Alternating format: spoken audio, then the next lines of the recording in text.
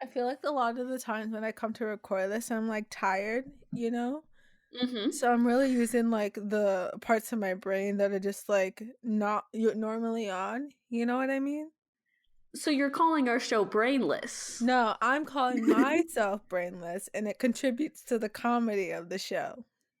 Maybe we've just galaxy brained this whole series out already, you know? Yeah. We've ascended to a higher level. Yes, I agree. We're now level 4 vampire magicians. Nobody can stop our dark reign of terror, folks. We are unstoppable. We are eternal. We are Afterbite.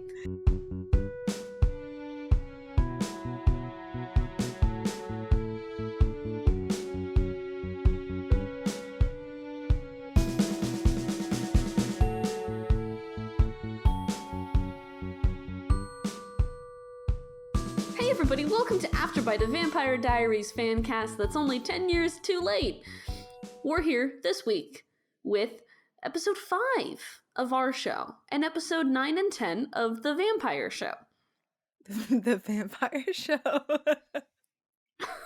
I forgot what The Vampire Diaries was for a second, even though I said it in the intro.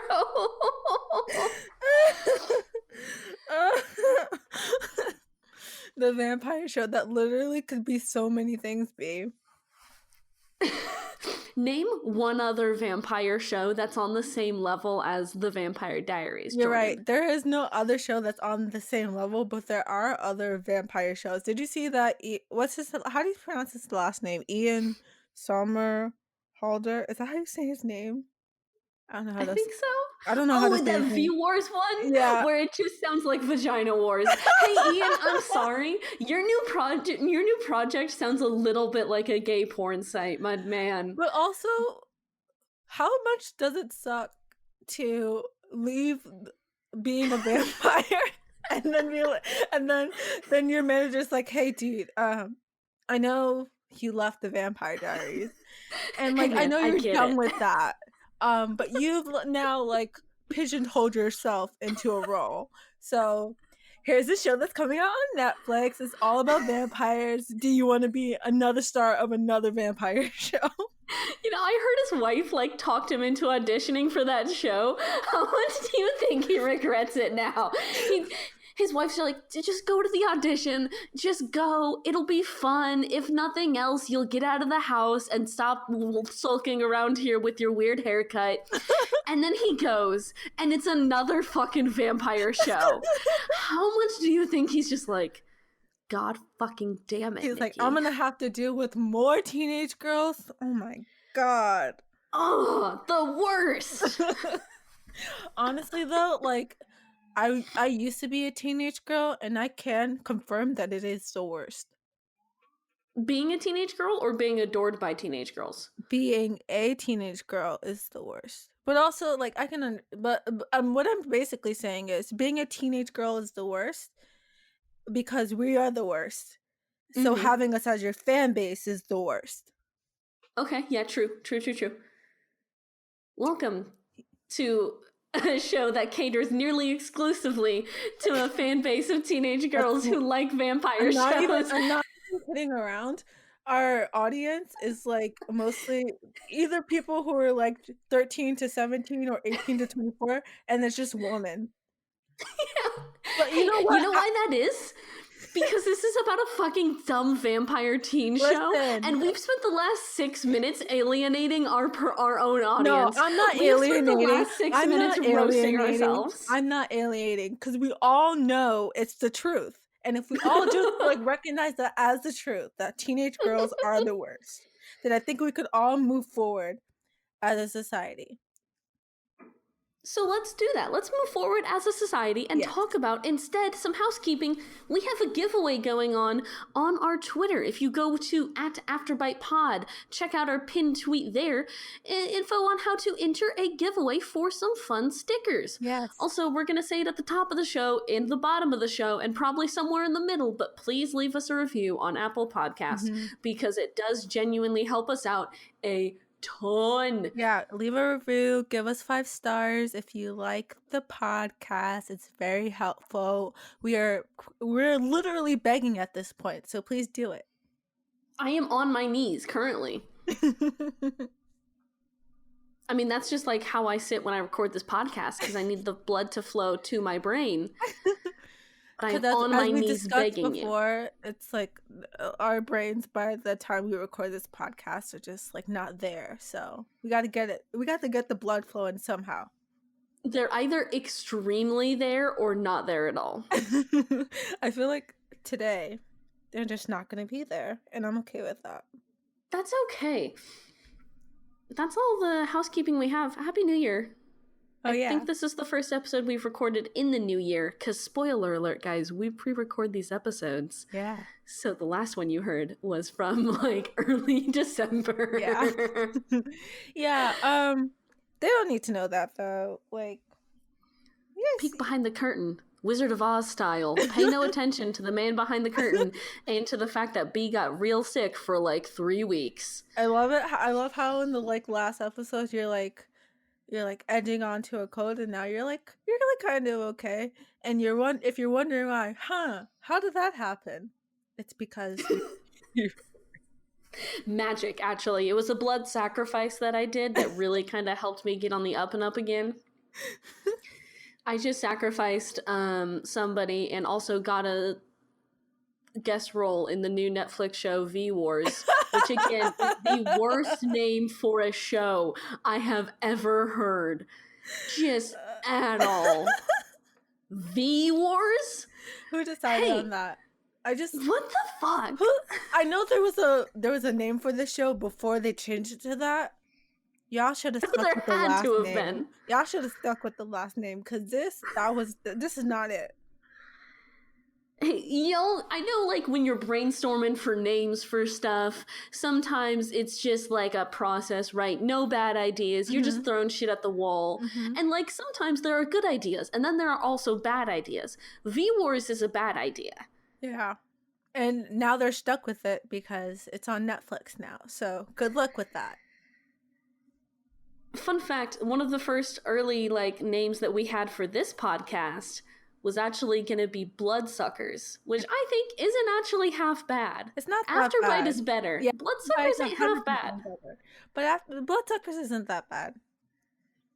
So, like, V-Wars, you could have done better with your first or second or final draft. Yeah. That's what I'm saying here. Basically, what we're saying is that we know that you had a first draft, and then last minute you remembered, oh, I got to do revisions. So then you revised it, and it turned out worse. And then you got like a C+ on the assignment. Your show name is a C+ at best. Yeah. Actually, it's more like a solid C-. Yeah, but we're giving you some liberty, all right? We're giving you a little bit more because we feel sorry for you. It's a pity grade. I think V-Wars was the name of the book that it's based on, which is even immensely funnier to me, honestly. Yeah. Let me check, because I'm 95% sure. I love how the first part of this podcast is just us ripping on Ian's new show. We're V-Wars fan cast. Honestly, it fits in with this podcast because we just rip on his character all the time. So, you know? Yeah, honestly, yeah. Okay. Hi. V-Wars book? Book. It is a book. Mm-hmm. So that is the name of the book. So actually, what actually happened was you got the rights to the adaptation, and then you were like, "Oh, that's good. The name's no need to change the name." So you didn't even do any revisions. I might have to downgrade that C+. The second book in the series is called Blood and Fire, which would have been a 100% cooler name for that series. I agree. You guys, so what I'm also hearing is that you guys had multiple titles to choose from, and you got lazy, and you just chose the first one. It would have even been better if you had called it like Vampire Wars. I would have been a little kinder to that. Yeah. Y'all just stuck with V though, huh? Wow. Like, y'all some V for Vendetta motherfuckers out here, and it did not work for you. Hey, Jourdann, do you want to talk about The Vampire Diaries, which is what this show is actually about? Yeah, let's actually do what we said we would do. So, first up is episode 9, History Repeating. Jeremy gets a break from the mysterious new history teacher, Alaric Saltzman. Damon tells Stefan the stunning reason he really returned to Mystic Falls. Can I just be truthful for a second? Yeah, what's up? I'm not gonna pronounce Alaric because I don't care. And the fact, no, originally I pronounced it Alaric. I'm gonna continue pronouncing it that way. And the fact that he had the audacity to go up in front of that class and spend a good 5 minutes talking about how his name is pronounced and the origins of his name, as if I care. No, sir. No, so now I'm gonna call you Alaric because you deserve that. Jourdann, you want to know something? Mm-hmm. I actually really like TVD Alaric. Mm. We've been pretty on the same page for the majority of this podcast thus far, right? Mm-hmm. We are the co-captains of the Damon Salvatore Hate Club. Hate him. We've been pretty much on par each other. I think this is where we're gonna start to split because I really like TVD Alaric. Here's the thing: I don't dislike Alaric or Alaric. Mm-hmm. Okay, you just pronounce it correctly. I know you wanted to be petty, but just pronounce it correctly. Fine. Alaric. I don't dislike him. I actually feel as of right now, my feelings toward him are indifferent. I feel nothing towards him. I don't hate him. Mm-hmm. I don't love him. Mm-hmm. I'm very much meh in the middle. Mm-hmm. I think I liked what happened at the end of the second episode that we watched for today, though. I commend him for that. TVD Alaric is fun. So, let's actually get into this here, right? This episode starts off with a dope Bonnie Bennett dream sequence where she gets what I will call the heebie-jeebies. We're finally at a Bonnie-centered episode. Love that. Yes, she wakes up in the forest and then in the classroom and then in the forest again. I don't know how that happened, but I'm a fan. Yeah, they did that opening was done very well, I will say. Also, the concept they're talking about in math class is called Shadow Reckoning, which is also the name of my new gay metal band. Shadow Reckoning is so fucking cool. I know they probably just looked up cool math terms, but yeah, man. That's a cool math term. Do you think they looked up cool math terms, or one of the writers in the writer's room just knew that math term randomly and was like, hey, do we want to use this? Ooh, good question. Yeah. I feel like you would have to look it up because although if I did hear the term Shadow Reckoning once, I would remember it for the rest of my life. Yeah. I mean, I feel like also with writer rooms in general, people can come from many different backgrounds and still end up as writers for the Vampire Diaries. So, the great equalizer in life, being a writer for the Vampire Diaries. Yeah. So I feel like someone knew that term in the writer's room. I feel like someone was like, "Hey, I know this thing, and I have been carrying this around with me forever, and now I must tell the world it some way, and we're gonna do it this way." The albatross around my neck has been Shadow Reckoning, and I must just let it go. Alaric introduces himself. Immediately, he's like, hey, what's up? I'm the cool teacher. You can call me Rick. And then he's probably going to go compete in the X Games or something in January. He's going to put on some sunglasses, do some sick skateboarding moves. Here's the thing. I will say Alaric does have that cool history teacher vibe that every high school student goes through. Or at least I feel like most high school students know that one history teacher who's usually a guy, but also sometimes a lady. I had both. A lady and a guy who fulfilled this role, and they're just super cool. They travel the world, and they're just super, I don't know how to explain it, but super chill, and yeah, they don't give any fucks. They just do whatever, and they're like, we're doing it this way. This is the way I'm teaching it to you guys. And it's just super like trying to, it's like a good teacher in the sense of like, I'm here to help you guys learn and like I want you guys to succeed. So I will like do whatever it is in my power to help you guys achieve what you need to achieve. And I think that's super dope of Alaric. And Alaric does do that. Later in the episode, he calls out fucking Mr. Tanner for having a jackass file, which I love. Jackass File is actually the name of the after show for Afterbite, where it's just me and Jourdann ripping into V-Wars some more. That's it.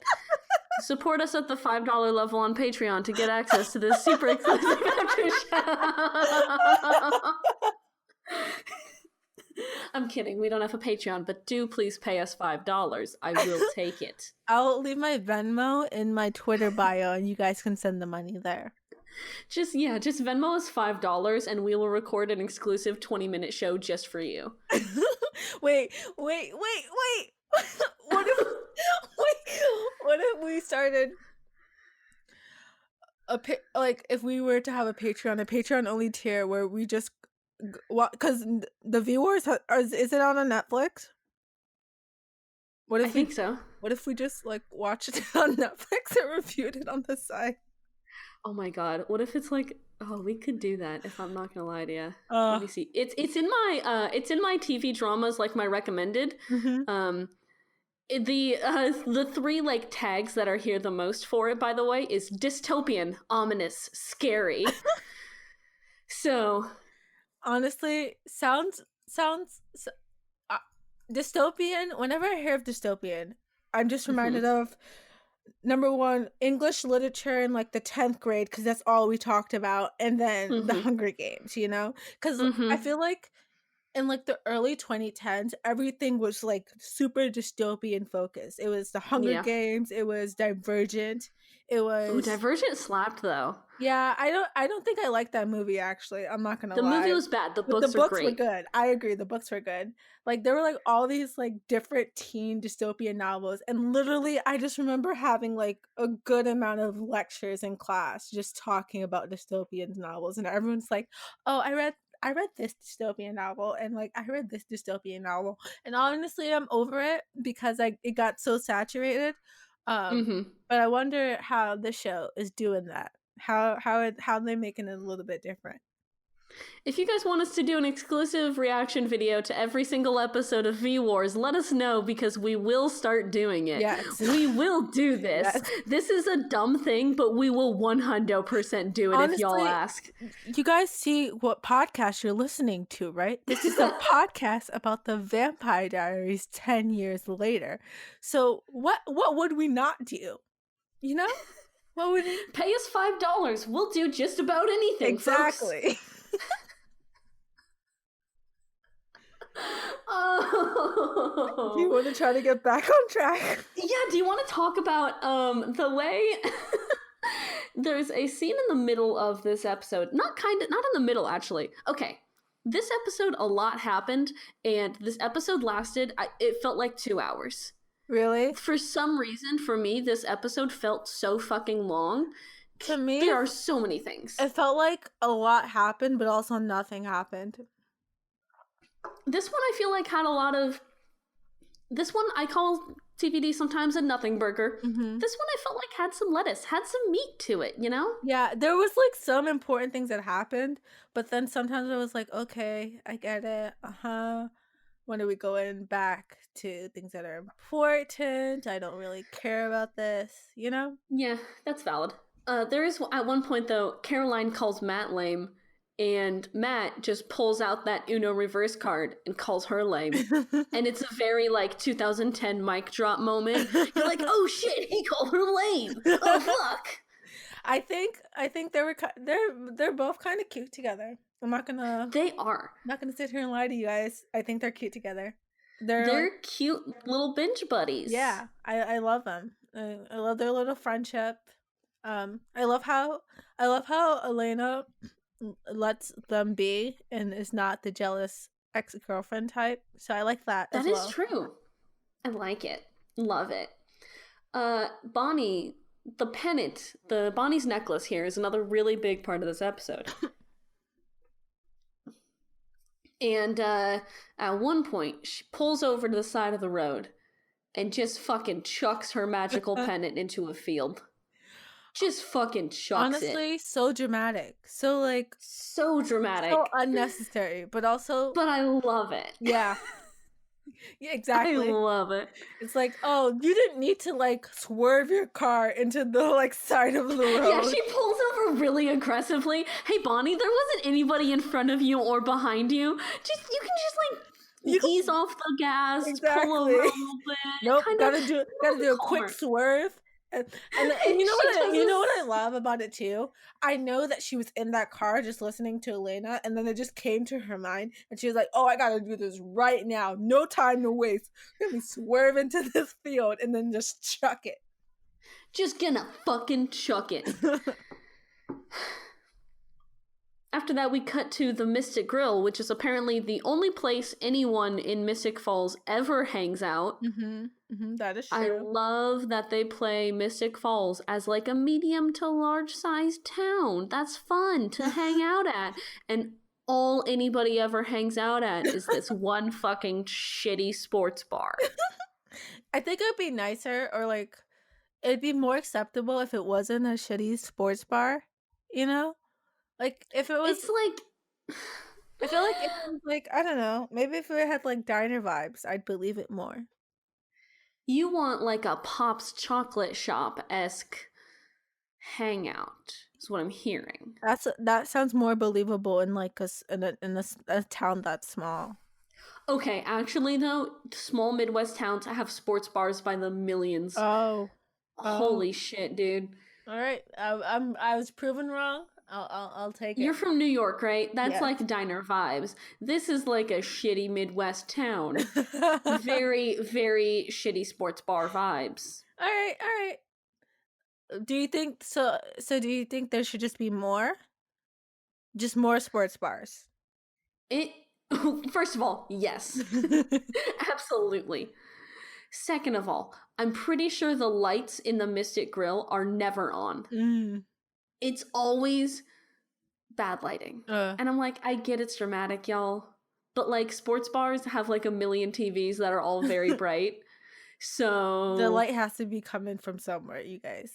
Exactly. I think, what if in a future Larky's episode, one of the plot points is that a new sports bar opens up. And there's finally a new restaurant in town, folks. Yeah. After 15 years, there's finally a new one. And the entire plot is just like the two sports bars competing. It's a Romeo and Juliet-esque, like, in Fair Verona where we lay our scene. It's just these two sports bars competing for the limited clientele of Mystic Falls. I have an idea of one of the characters wanting to go to the other sports bar. And then but you know, other characters want to stay at that sports bar, so that it just creates like a huge rift in the friendships, you know? They bite their thumbs at each other. It's all very dramatic. Yeah. Very Shakespearean. Yeah.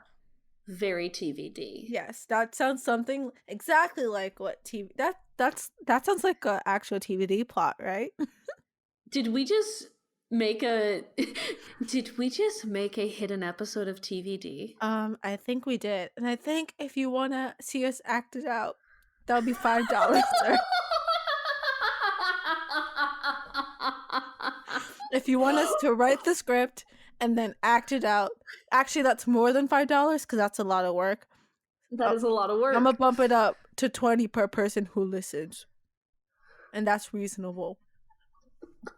If you want us to write the script, I feel like we're gonna joke about like starting a Patreon and making people pay us to do dumb shit, and then we're actually gonna do it, and nobody's gonna pay us money to do dumb shit, and we're gonna be like, oh, thank God. Whew. Listen, like really, if you guys don't fund my ability to do dumb shit, then I don't know why you're listening to this podcast.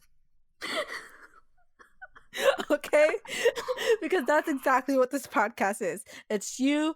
I mean, you're not funding me, but like once we get like some sponsorships on here, you will be funding me. It's you funding me to watch this stupid vampire show so we can talk about it as if any of this actually matters. Okay? As if this show's actually good and at all. And has like some impact on our livelihoods. It doesn't, but we can all pretend for this next hour and a half or so that it does. And I'm okay with that. Hey, at one point, Bonnie and Elena are having a conversation about the necklace right in front of Caroline. I wish and you'd not there. Caroline's just like, hey, what the fuck, dude? What the fuck? She's like, I'm right here. Hello? Am I not a part of this conversation? What is going on? And you know what? Honestly, I feel Caroline in that, all right? Because I've been a part of conversations where it seems like no one actually knows that I'm there. So I relate to that. But I also love how it's confirmed the friendship dynamics that we kind of suspected all along. Yes. It's just like laying it out right there. Like, all right, Caroline does like Elena enough. She loves Bonnie, but she also loves herself more. And Bonnie and Elena are a little closer than either of them are with Caroline. And it's a weird isosceles triangle of friendship. And they just confirmed it right there. And then I feel like they confirmed it. And then they kind of were like, maybe we should actually make them friends. Exactly. Now. I feel like this episode solidified more of their friendship than any other episode so far. It really did.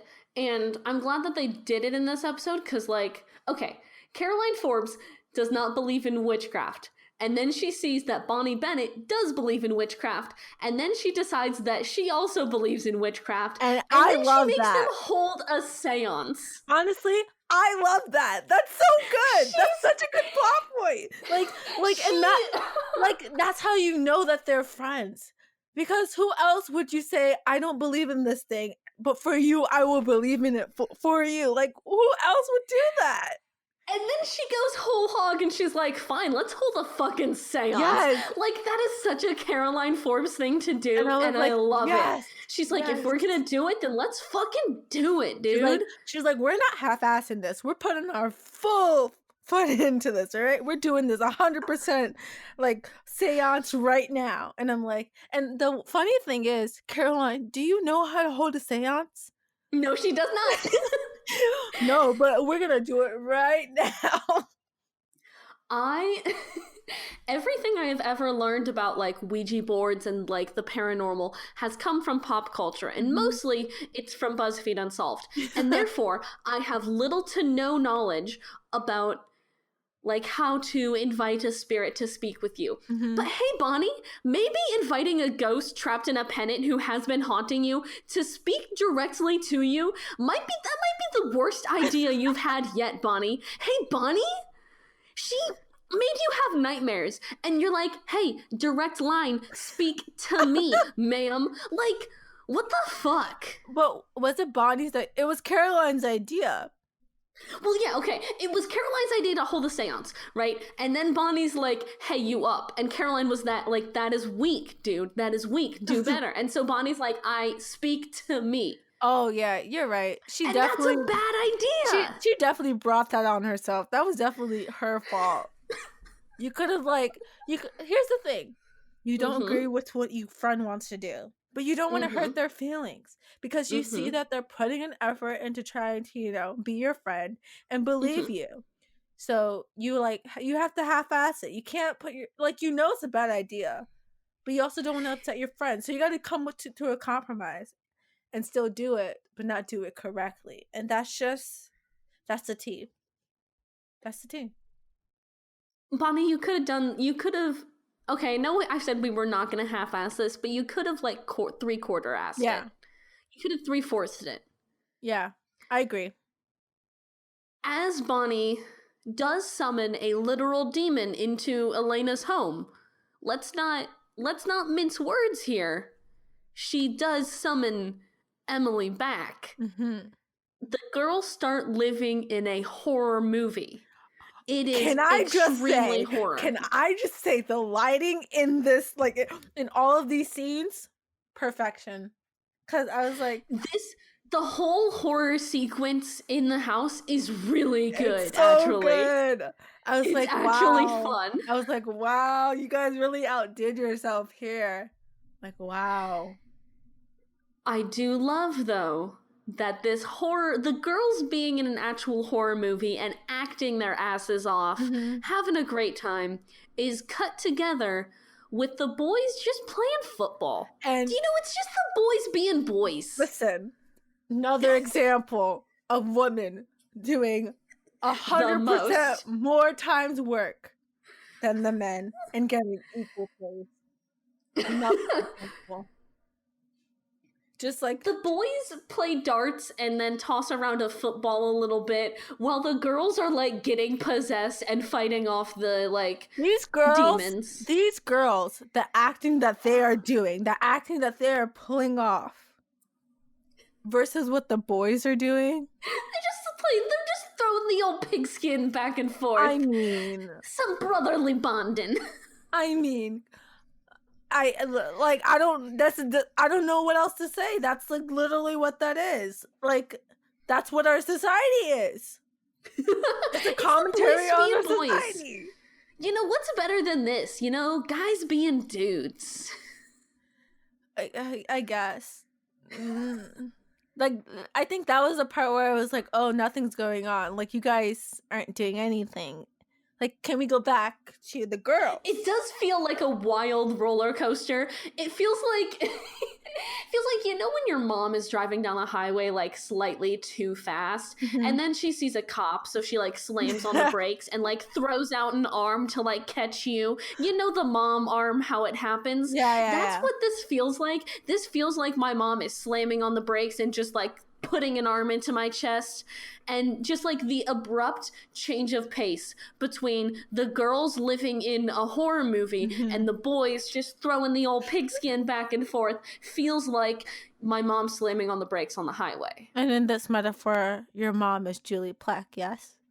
Yes. Yeah. My mom is actually Julie Plec. Hey, Mom, please put a little more money into my account. I really do need it. Yeah.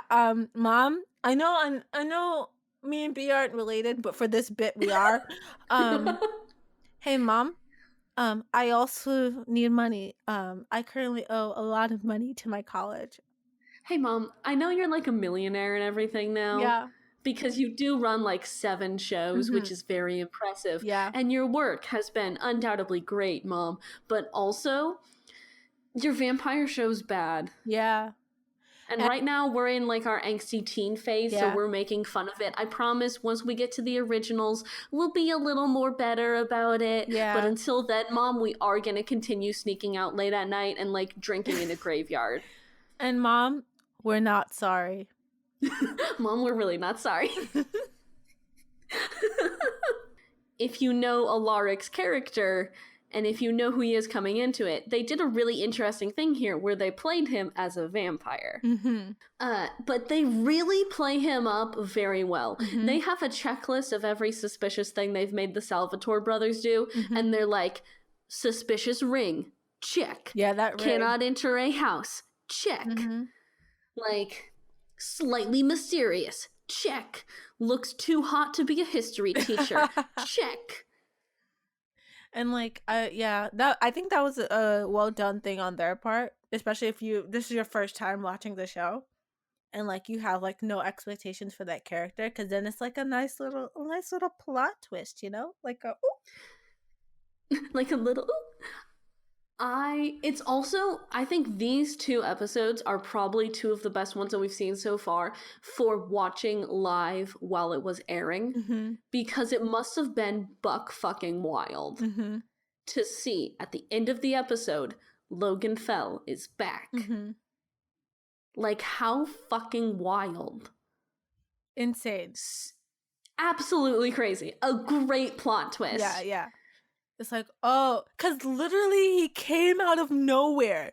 Like, he came out of nowhere. Was not, like, as a person who, like, has, like, minimal knowledge of the show and, like, is watching it for the first time, I was like, oh, where did he come from? Like, I thought he was dead, Yeah, I'm like, okay, yeah, sure, he was a fun, like, season, like, beginning character, a fun little I thought he was a guy Vicky. He was a Vicky. And now he's really a Vicky. I mean, yeah. He's I mean, a Vicky TM. He is a Vicky. He died, then came back. He's a super Vicky. And then we thought he was gonna stay for a while, but he actually just died like an hour later. He's a super Vicky. And that's where they end that episode, which is so fun. That's just like, there's like, oh, by the way, he's back. And you're like, oh. See y'all next week. Later. Like, what? Like, if I was watching that live and I would have to wait a week later to find out what happened next, you know, oh my God. You know, I'd be going on the internet like I did back then. And I'd be going on spoilertv.com. And I'd be looking for all the spoilers, all the little things I could find on the next episode. It's just like, that is such a wild, that I feel like is the first really great TVD plot twist, kind of. In that it introduces that there is another vampire somewhere in Mystic Falls, yes, kind also of. That was like, I was like, oh, so who's this other vampire? Implications. Yeah, the implications of Logan coming back but is also, so good. But also the fact that we now know that Damon was trying to work towards getting Catherine back, and the whole like pendant was for that, right? Also wild. So like that happens, and you're like, oh, they're dead. But now there's another vampire in the town. So you're like, oh, is this like vampire from out of town, or did somehow one of the vampires who were like down below survive somehow? Like that also, wow, insane.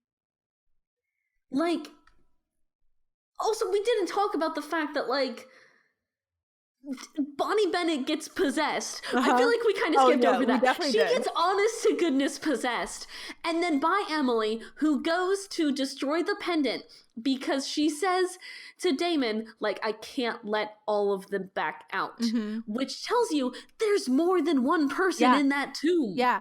And like, honestly, Bonnie in that scene, powerful. So good. Powerful. Amazing. Like, wow. We stand. So I stand so hard. Like, honestly, that like that entire part of the episode, and then that happened, and then Logan comes back, honestly made the episode really good for me. Yeah, it was like actually episode 9, a really good episode. Yeah, I think it's like one of those hidden sleeper episodes where like you think it's gonna be okay, and then at the end you're like, oh, this is actually really good. The last like 20 minutes or the last like 10 minutes of that episode are so good. Yeah. Genuinely, I think this might be the first time we're calling a TVD episode actually good. Wow. We just like, that's a milestone for us. All right, guys, pack it up. This podcast is over. We're done. 5 episodes. Wiping our hands. We're good. We're done. Hey, Jourdann, what do you rank this episode? Honestly, let's see what happens. The possession the possession was like really good. The Logan coming back was really good. The dream sequence I enjoyed. Caroline and Matt I enjoyed. And then the whole like establishment of Bonnie, Elena's, and Caroline's friendship I really enjoyed. Yeah, I love that now they're like actually friends. The only thing I didn't really like was just Damon and Stefan, because like their entire the boys just being boys. Yeah, it was just pointless and boring. And I also like Alaric and like Alaric. How do you say his name? Alaric. Alaric. I'm not gonna say it correctly from memory, okay? Because I pronounced it in my head as Alaric. Also Alaric and Jeremy like trying to be a little bit better, and Alaric helping him out with that I enjoyed. So like the only thing I did not enjoy was that whole middle part with like Stefan and Damon doing absolute God who knows what. Like Stefan taking forever to ask Damon about the necklace. Like, okay. So I would actually rank this one pretty high. I think I'm gonna give it a 9. Ooh, a 9 for episode 9. Yeah. I'm gonna be honest with you. I'm gonna do the same. It's genuinely a good episode of the Vampire Diaries. It's a very good episode. there's only like one plot point that I don't really enjoy, but like especially like I think they also did things just very well. It's not only that they had interesting plot points, but they executed it very well. I think they paced out this episode really nicely in that it was kind of like a train that was gaining steam for the first 20 minutes. Mm-hmm. And then finally the train starts going and you're like, ah, shit, I'm on a train, huh? Mm-hmm. Yeah. Like, this is a whole ass train. This is a locomotive. Mm-hmm. And you're like, oh, damn. Good job, you guys. Whoever wrote this Good episode, job. good job. Like your little clap. I'm doing a golf clap. Can you hear my clap? Yeah, a little bit. I like how we just softly clap. I mean, if it was loud, I don't think our audio listeners would like that. Just a really nice sync clap. Hey, you want to talk about episode 10? Yes. Episode 10 is entitled The Turning Point, and the blurb is this. When Sheriff Forbes tells Damon about another attack, he offers to track down the killer, learning startling information about the town's founders. Is that it? That's it. Whoa. Yeah. But it kind of encapsulates a lot of...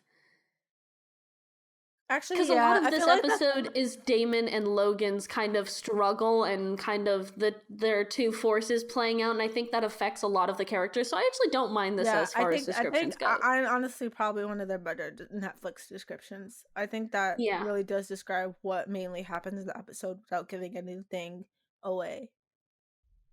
Yeah. Whereas, like, the last episode description completely didn't mention any of the magic things that happened. Mm-hmm. This one... it's actually pretty good. Yeah. This episode starts off with Matt and Caroline being little binge buddies. They're just watching TV. They're so cute. They're cute. They're really cute. They're really good. Logan shoots Damon, because just because you're a vampire doesn't mean you don't need to use guns. Can I mention something really quick? Uh-huh. In the opening of this episode, when Logan tries to get into the Gilbert's house, right? Mm-hmm. And then he doesn't, and he sees someone jogging by, and then I'm like, oh, is that Scott McCall's mom from Teen Wolf? And it is. So, but she ends up getting killed. But let's disregard the fact that she ends up getting killed. And let's just all think about how Teen Wolf and the Vampire Diaries could literally exist in the same universe because of this one actress showing up in this show. Let's all just think about that. How they could all be in the same universe because there are werewolves in the Vampire Diaries. There are werewolves in Teen Wolf. Wait, there are werewolves in Teen Wolf? Yeah, B. It's in the name, okay? I'll be honest with you, Jourdann. I've never watched Teen Wolf. Okay, it's fine. It's good for the first 3 seasons and then it goes downhill. Anyways, I think something that's really interesting is that in Legacies, there's an Oni, right? Mm-hmm. Sure. There's also an Oni in Teen Wolf. Okay, they also like to reference creatures that are mythical, that are not necessarily like vampires and werewolves. And I just think, I think the whole like possession storyline that they have in Legacies is like pretty good, but Teen Wolf does do it better, and they like have a whole season surrounding it, and like it's like a nice build up to someone being revealed to be possessed by the Oni. But yeah, basically what I'm saying is that this could be an intertwining of worlds. And I would like all of you guys who are listening who have watched both Teen Wolf and the Vampire Diaries to do with that what you will. You know, create headcanons, create fan fictions, write out your own plot of like how these two worlds intertwine, all that good stuff, and then send it to me. Thank you. Welcome to Afterbite, a Vampire Diaries fancast that's not ever really about the Vampire Diaries. It's about V-Wars and Teen Wolf. Yeah, correct. Do you think people are going to roast me for the way I say wolf? Because I just say wolf? Well, I did not, until you just said that, I did not recognize that. I had an ex-girlfriend who really, like, roasted me every time I said wolf. Oh. I think it's fine. I think you're good. Logan Fell shoots Damon with a gun because just because you're a vampire doesn't mean you can't also use a literal gun. You know what's not faster than a gun? a vampire. Just fucking shoot him. That is true. But also, I feel like that's not true. I feel like there's like a loophole there that they need to touch more on. Well, if you just shoot them with wood, I mean, they're not like real bullets, right? They're wooden bullets. That's fine. But here's the thing. If I was a vampire, you best fucking believe I would carry around a 6-shooter with wooden bullets in it. Here's the thing, is my question. Like, I don't understand how they're not fast enough to avoid the bullets. Because you can see if someone has a gun, right? If you have... Yeah, but if you're also a vampire using vampire speed to shoot, to bring out and shoot your gun... Oh, wait, you're right. That's correct. What if Doc Holliday became a vampire? Y'all would not know when he was about to quick draw. Who is that? If Wyatt Earp was a vampire, we would all be in big trouble. Who is... Oh, wait, Wyatt Earp. That's from Wynonna Earp. Right? Well, actually, he's a real person from the Wild West he and Doc Holliday had the shootout at the OK Corral. B, you have a lot of knowledge that I do not know. And yeehaw. Yeah, you're really... When B says she's a yeehaw, she's not kidding around. Like when I say I'm a yeehaw. I am a yeehaw. I'm a fake yeehaw. I am the real fucking yeehaw deal. Can we talk about the way that Jeremy roasts Tyler alive? Yeah. By saying, art implies culture. Culture implies, well, not you. Fucking get him, boy! Okay. That's savage as fuck. That really is savage. She's like, sorry to break it to you, my dude, but you don't got what it takes to be an artist. And then he looks at his art and then realizes he does. That also, by the way, that plot point, I don't think that's ever touched on again. Makes sense. Sounds about TVD. Yep. Like, hey, this one character is good at art, and that's his connection to this other character, and then we just never talk about it again, and they're just inexplicable friends. Have fun. Can I just talk about how in the last episode we had dudes bonding over darts and sports, and now we have dudes bonding over art? I think that's a little bit of a development. It is, actually. Also, so Tyler and Jeremy kind of start to fight, because they're teenage boys. Correct. And that's what boys do. It's just boys being boys. Mayor Lockwood takes them outside, and he's like, fucking finish it, pussies. He's like, you want to fucking fight? Just fucking fight. I cannot believe the mayor of that town did that. How dare you? How dare you? Who allows you to be... Like, you're a mayor, sir. You're a mayor. Who, like, you know how, like, when people run for elections, they have to, like, they, like, go and kiss babies? I wouldn't allow my baby near you. No. This guy probably punched a baby and then got elected. Who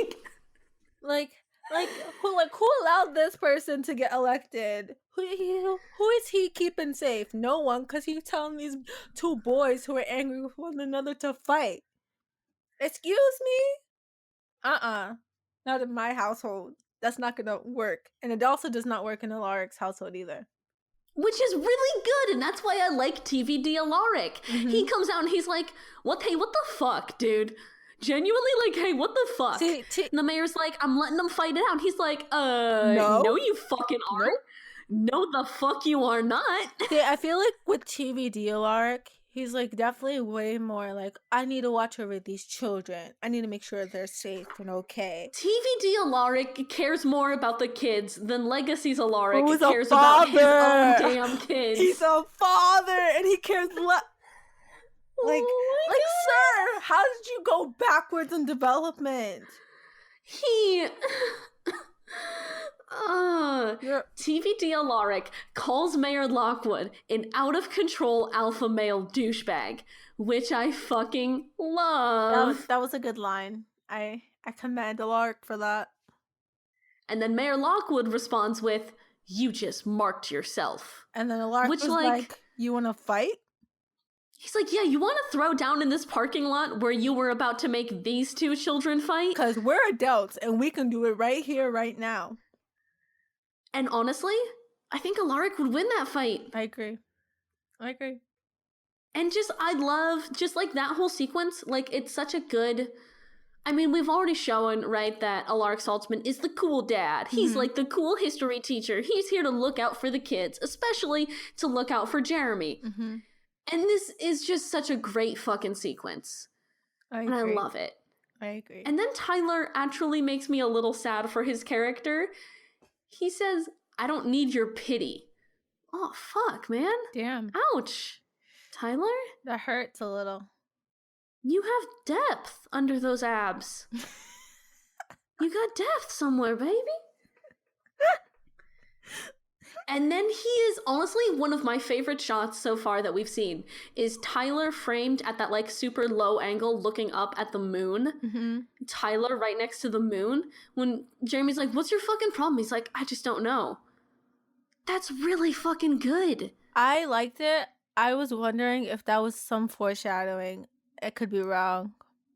Is that foreshadowing, B? Tell me if I'm right. Is it foreshadowing? It's foreshadowing. Okay, cool. I'm not gonna tell you for what. I mean, you can probably figure it out. I was foreshadowing. I was foreshadowing. He becomes a werewolf. Because underneath the full moon, and he has anger issues. I could be wrong, but that's my guess. You don't have to tell me if I'm correct. Okay. I just really love that shot. That is just such a good shot, and it's just like, oh, that's good. That's a good one.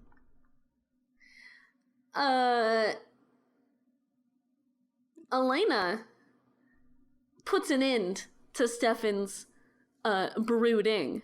He's like, okay, I'm gonna leave and make you sad. And she's like, actually, fuck that. No. She's like, I want to. And honestly, that's so powerful. It is powerful. She's like, I'm not like, I've already dealt a lot with all this brooding nonsense with my brother, myself. You know, I don't need you to also be doing that. Like, I can control my own. I can make my own decisions. I can control how I want things to happen. So like, I want this to happen. So like, we should make this happen. And I love it. I can't believe it's 2009 and I'm a Selena shipper. I cannot believe.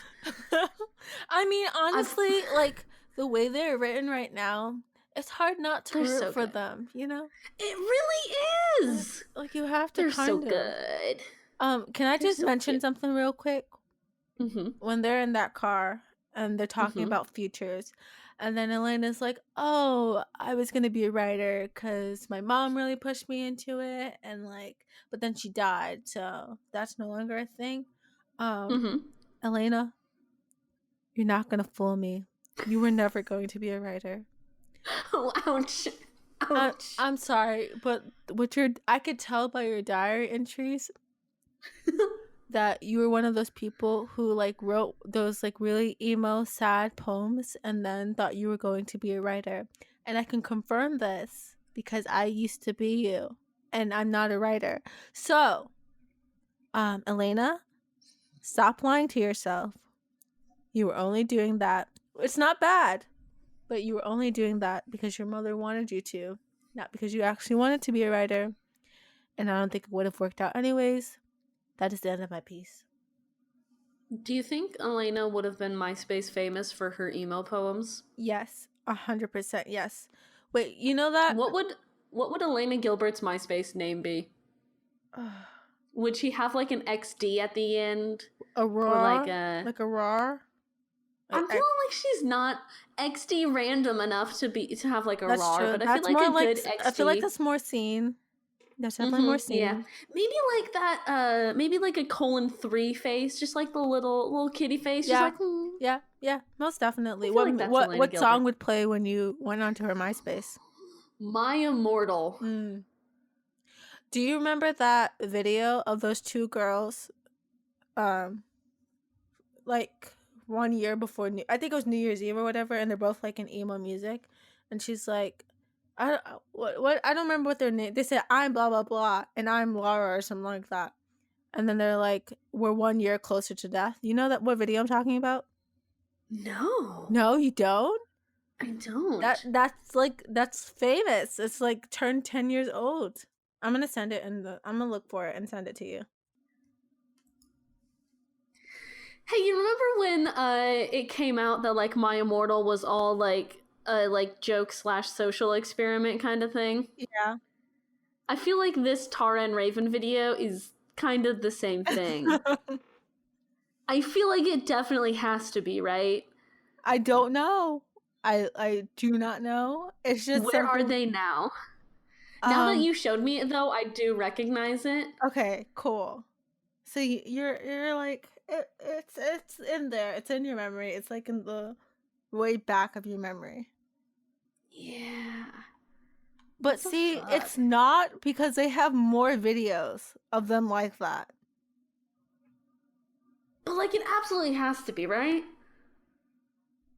It could be, but I honestly do not think it is, because I'm thinking back to 2009 and what things on the internet were like, and that sounds 100% like that could be something real. It cannot be, right? Because I'm looking at the About page on this YouTube channel, which, by the way, is called XxBloodyKissXX. Wait, Yes. no, I'm sorry. XxBloodyXKissXX. Yeah. Allow me to read you this description and tell me this does not sound like a social experiment. Okay. Hi guys, we're Tara and Raven, the acid bath princess of the darkness. We're two friends who just like to hang out and make vids, and yeah, we're goth. Get used to it, with about 9 exclamation points. We really love music, so we just like to make vids. Please comment. We like feedback. Lol. Things we like, which is by the way spelled L-I-E-K. Harry Potter, Twilight series, Gerard Way, Davey Havoc, Hot Topic, Being Goth, Goth Boys, Black Makeup, Edward Cullen, Hello Kitty, Emily the Strange, Black Roses, Blood, Vampires, spelled with a Y, Fairies, spelled F-A-E-R-I-E-S, Isn't Anime, that like and gay going term? to the mall. What? Isn't that a gay term? No, not that way. We'll talk about it. Things we hate. Preps. 4 exclamation points. Anyway, watch our vids. And then it's the way they sign their name at the end, it's T@RA and R capital A lowercase v capital E in, and then acid bath the same way with every other letter. And then at the very end it's like, we just got a MySpace again, add us, www.myspace.com/xxBloodyXKissXX. Maybe. I This don't know. cannot be This real. is 2009 B. Who knows? But this can. Oh my god. You know what? The worst part is that it might absolutely be real. Exactly. Hey, should we get back to talking about the Vampire Diaries? Yeah, we probably should.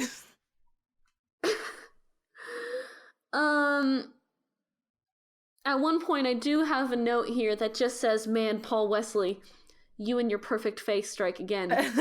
So I would like to take a moment just to appreciate Paul Wesley and his very perfect face. Do you want to take like a moment of silence type thing? Yeah, can we take like a moment of silence just to talk about, just to like think about Paul Wesley and his perfect face? Yeah. All right.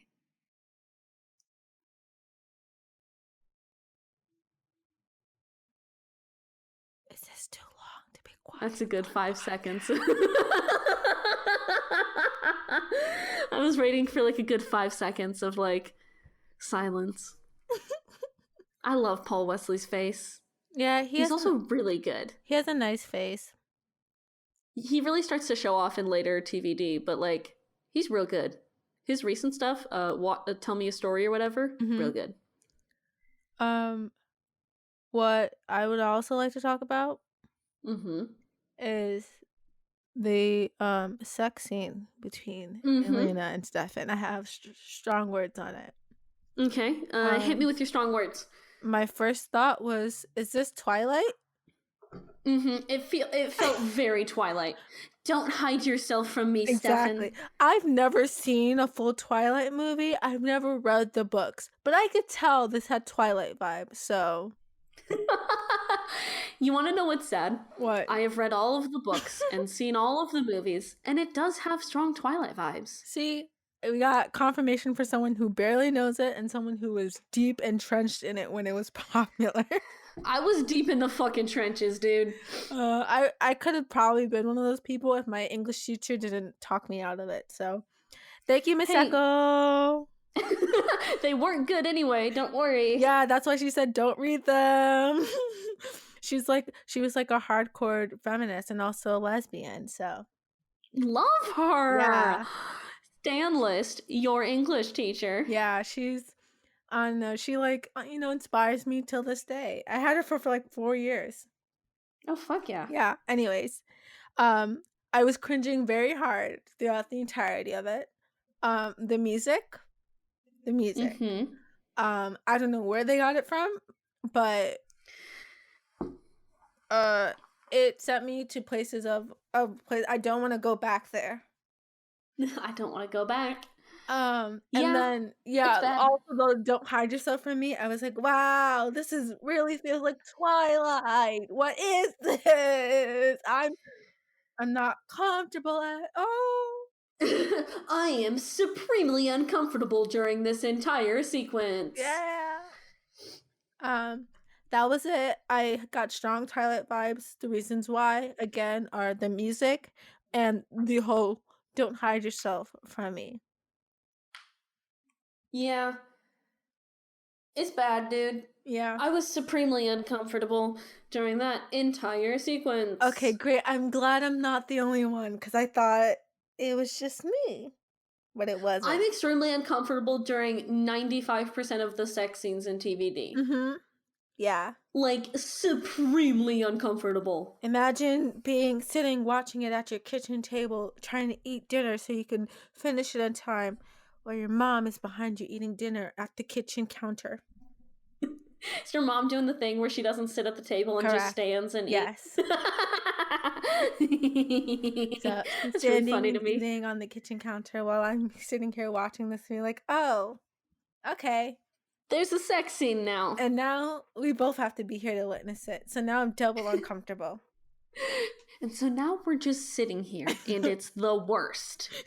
Well, I'm sitting and you're standing, but it is the worst. See? Mom, I would prefer driving down the highway and you slamming on the brakes to this. Listen, my mom sometimes asks, why don't we watch more shows together? And I'm like, I can't watch a sex scene with you in the same room as me. Just if there is a sex scene or if I can see it going towards a sex scene, I'm gonna walk out of the room. I am just going to get up and leave the room. No explanation, just keep it playing. I'll be back later. I don't get people who can do that with their parents because that's the most uncomfortable thing for me. Okay? You know what would be fun? What? See if we got our parents to watch TVD with us and record an episode of Afterbite. At one point, Matt Donovan says something really cute. He just goes up to Tyler and he's just like, I like Caroline. Listen, can we all just that's good. Can we all just acknowledge Matt Donovan is cute? Matt Donovan's sweet. Real fucking cute. And he sometimes acts like he doesn't know where he is, but it's okay. I'll excuse it because he's cute. I'll let this blonde boy be as dumb as he'd like. And he fits into my favorite character stereotype for guys, dumb but cute. Yeah, he's not quite a himbo. He doesn't love women and respect women enough to be a himbo. Exactly. But he's under that, right? He's just dumb and cute. He's almost there. All right. And here's the thing, right? He's almost reached it, and this is about where he's gonna reach it, and then he's just gonna stay at this level. Okay. Unfortunately, Matt Donovan never becomes a full-blown himbo, but he is pretty close. Also, Alaric Saltzman is a vampire hunter? Honestly, I obviously already knew that because I watched Legacies. Well, yeah, no shit. But if I were to not have watched Legacies and saw that, I'd be like, oh, really? Oh, shit. Because, I thought he was a vampire. But turns out he's just hunting vampires. Whoa. It's so fucking wild. Like I said, I think these two episodes are when I have most wished I was a TVD fan back in 2009. Yeah. Because watching these episodes live would have been fucking wild. Yeah. Yeah, I can almost it's on the level of me watching Pretty Little Liars when it was first coming out. And in the first season, they reveal who A is, and everybody's like, "What? I did not see that coming." It's on that level of TVD. I have a question. Um, do the plot twists like these, like you wish you were alive, do they continue on as the show goes on, or it's more like, oh, now I kind of like can expect it. It's kind of boring now. There are still some good ones. Okay. I think these two like cliffhangers are exceptionally good. Mm-hmm. I think these also, I don't know, this is kind of dumb, but I think these 2 episodes also kind of hit harder because we record Afterbite and because I don't watch ahead. I just watch 2 episodes a week. Yeah. To like make this podcast. Mm-hmm. And so I feel like these 2 episodes kind of hit harder because they're really good. And like I have now started like pacing myself. Mm-hmm. Whereas when I first watched TVD, I binged the entire thing over like 2 months. Because I was depressed. And it didn't help me get any better. But I did watch a lot of TVD. So I kind of binged it. So I never had the effect that I always watched the next episode right away kind of thing. Yeah, it's kind of like, I feel like when that happens, things kind of start to blend together. And you're not sure so I think, exactly when things happen. Yeah, so I think we'll see as we go on. I think these plot twists who I'm like, ooh, I wish I could watch this live. I think they may continue. Okay. Because I just don't remember a lot of the plot twists, but that's because, again, like I said, I watched it all a lot. And I was real sad. It's okay. Sometimes it happens. Finally, somebody realizes that Elena looks just like Catherine, and that's fucked up. Yeah. And it happens to be Elena. Yeah. She finally figures it out. Stefan, why do you have that photo just laying around for everyone to see it? Like, first Lexi finds it, and she's like, what? And then you don't think, oh, maybe I should put it away. No. You just leave it exactly where it is. And that's what you deserve, because you left it there. It really early TVDs vary from Elena's perspective, and I feel like now finally she's caught up to where we the audience are, where like she's finally like, oh, that's fucked up. This guy's ex who turned him into a vampire looks just like me. What the fuck? Yeah. And then finally somebody else realizes that it's super fucked up. Yeah, thank God. And then she leaves and starts driving down the foggy road real quickly. And then something happens that, honestly, it feels poetic in a sense. Because, you know, her parents... It really is. Her parents died in a car crash, and then she just gets in a car crash after running away from this person whose ex looks exactly like her. And she hits a person standing in the middle of the road. Is it a person?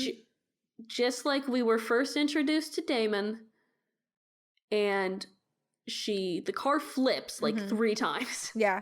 Well, which excessive, honestly, and I love it. The amount of flips, I was like, is she alive? It's like, how is she still alive? And then you see, from Elena's perspective, the body crumpled in the middle of the road, and then an arm like reaches up and cracks backwards back into place, and then the whole body gets back up and starts walking towards her. That was so well done. The episode ends. That was so well done. I was like, I feel like hearing his body parts crack back into place honestly was like so like gross and creepy. And then you just hear Elena screaming while it's walking towards her.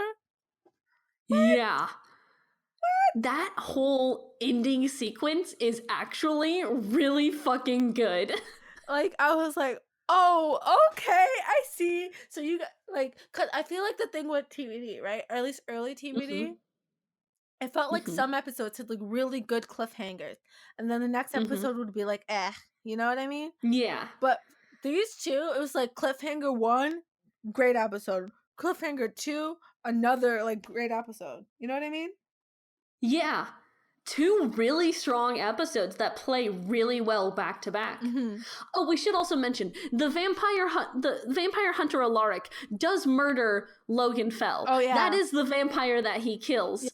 Because Logan Fell reveals to Damon after Logan has kidnapped Caroline, who Damon uses to find Logan. It's a whole thing. Nobody protects Caroline Forbes anymore. Why is no one protecting her? Why is no one protecting her?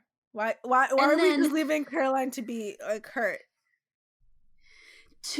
I think the 2 major plot twists here is that Logan reveals that there is another way to free Catherine, even though Bonnie destroyed the crystal. And Elena's gonna get her ass beat by this vampire. Yeah. Honestly, number one, I'm excited to see who it is. I wonder in my head, is that the vampires that turned Logan? Or is it one of the vampires that somehow got freed from that crypt? Or is it are they just messing around with us and it's Damon? This is a weird thing for me to say. I'm genuinely excited to watch more episodes of The Vampire Diaries. Same. I'm genuinely excited to see what happens next. Yeah. They set it up really well. These 2 episodes, they set up like each episode one after the other. They set it up really well, and for the first time, I feel like they've done some they've paced themselves correctly. We're also building towards this last episode we watched is episode 10. We're building towards the whole season is 22 episodes, or 23. We're building towards that mid-season finale, kind of. Yeah. We're building towards that. I think TVD, this first season has so many filler episodes. We're finally actually getting into the meat and potatoes of the thing. Yeah, I think finally we are now getting into a place where I feel like I want to come back each week. I feel like they have a sense of direction. Whereas before, it kind of felt like, oh, a lot of this stuff is just going on, but I don't understand the importance of it. I don't understand why I should care. So I feel like they've done a really good job of especially because they know a mid-season finale is coming up, so they're now building towards that so that people will come back afterwards. And I don't even know if they technically took a mid-season break. I just know they do mid-season finales, kind of. I don't know if they even took a mid-season break. I think it was just because the concept of mid-season finales and breaks in the middle of seasons is relatively new. Oh, okay. So I don't know if they did a break. Well, I guess not a break, but the concept. Yeah, for plot development and story arc wise. Yeah. That mid-season finale I feel is super important for a show. So I think the fact that I feel like they're finally taking a lot of the stuff seriously and trying to actually do things correctly, which I think is a good step forward for them. 2 genuinely good episodes of TVD. Yeah. I feel like we're not going to say this a lot. Yeah. 2 genuinely good episodes. So I think these are definitely the strongest episodes we've seen in season 1. Take this in while you can, because this... Bask in it. It's not going to last for long. It really won't. So what do you rank episode 10, The Turning Point? Let's see. Things that happened. Alaric killing Logan. It's Alaric. Alaric. I'm sorry. I don't know when it's going to get ingrained to me. One day I'll say it Hot naturally Dad Saltzman. But it's not today. Okay, Alaric kills Logan. The whole Logan being a vampire was cool. So good. I do think the whole plot line with Damon could have been less scenes than it was. It kind of felt drawn out a little bit. It's wild that Sheriff Forbes goes to Damon again after knowing him for a week, and then she's like, hey, you want to kill another vampire? And he's like, I got it, I'm on the case. Can you imagine walking up to fucking regular Joe you met on the street a week ago being like, hey man, I know you are a human, wink wink, nudge nudge, can you kill a vampire for me again?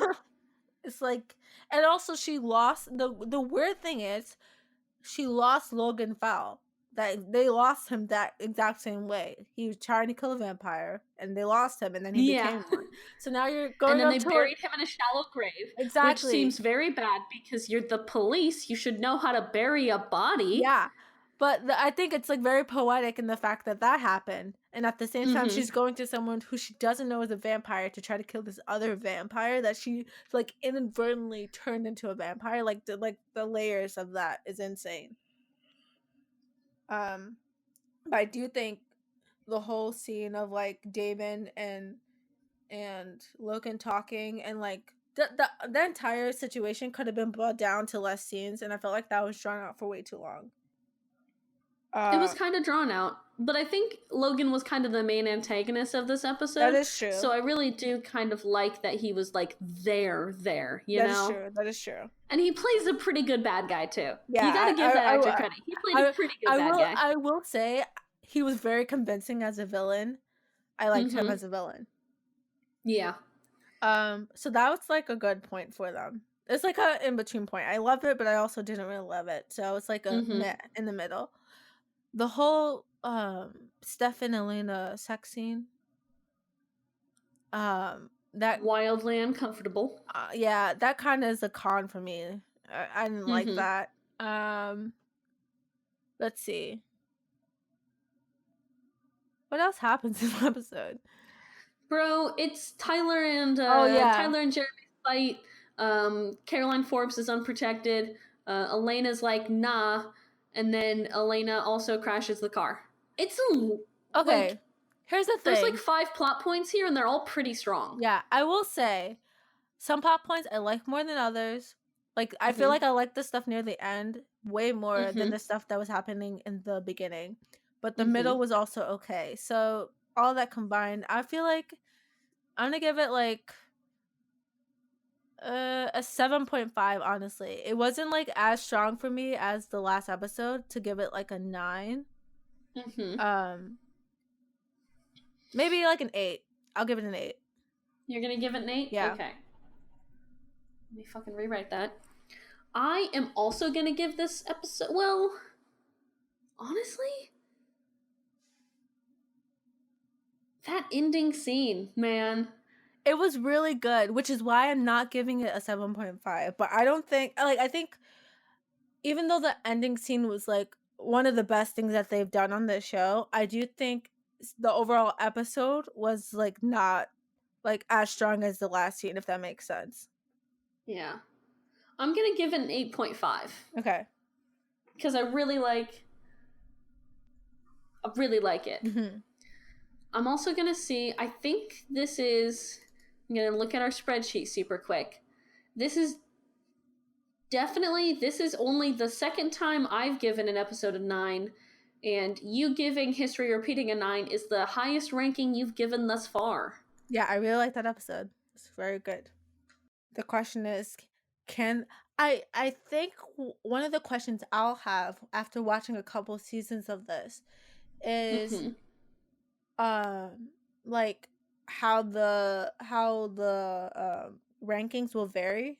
Like is it usually better towards the middle and kind of like lackluster towards the end, or is it more spread out throughout? I think it'll also kind of,